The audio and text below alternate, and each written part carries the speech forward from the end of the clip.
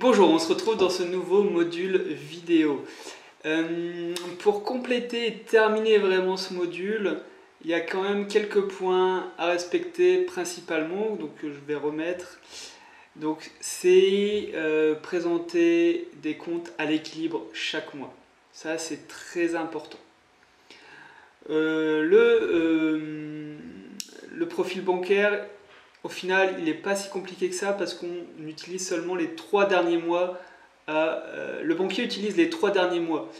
Il va regarder vos 3 derniers relevés.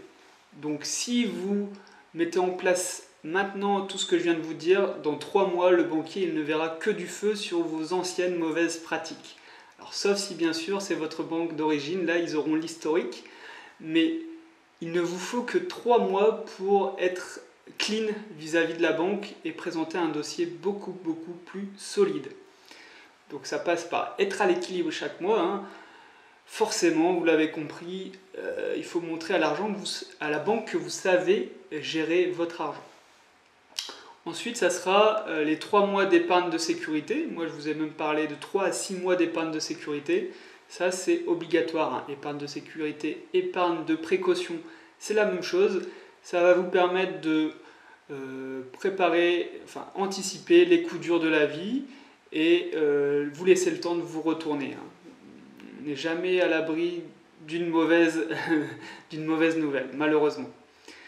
Et ensuite, avant d'aller voir la banque, ce qui est bien, c'est quand même d'avoir un taux d'endettement inférieur à 30%. Alors là, je parle d'endettement par rapport à des crédits à la consommation, crédits voiture, etc.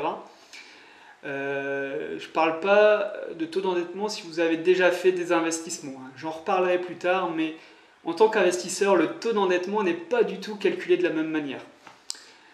Donc, il va falloir un taux d'endettement avant votre projet inférieur à 30% et un reste à vivre aussi, ça c'est important, de 400 € par personne dans le foyer.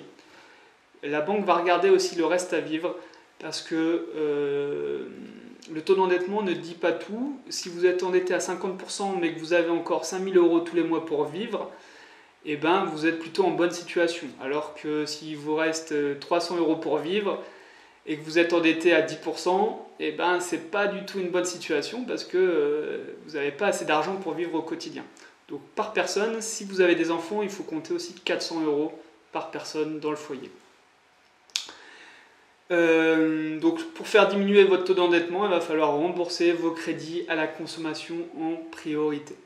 Allez, maintenant vous avez vraiment toutes les clés pour améliorer votre profil bancaire. Il y a du travail, je sais, il y a des habitudes à changer, mais je peux vous assurer que reprendre le contrôle sur son argent, savoir exactement où va votre argent, ce que vous dépensez, ça va vous tranquilliser. Même si vous ne souhaitez pas investir tout de suite, faites ces actions maintenant et profitez-en tout le reste de votre vie. Vous prenez des bonnes habitudes. Et je peux vous assurer même que épargner, ça va devenir aussi un plaisir pour vous. Peut-être qu'aujourd'hui vous le voyez comme une contrainte, mais ça va être un plaisir dans le futur. Et n'oubliez pas que c'est une étape quand même indispensable si vous voulez investir sans apport dans l'immobilier. Ok, donc on se retrouve dans le prochain module vidéo. A tout de suite.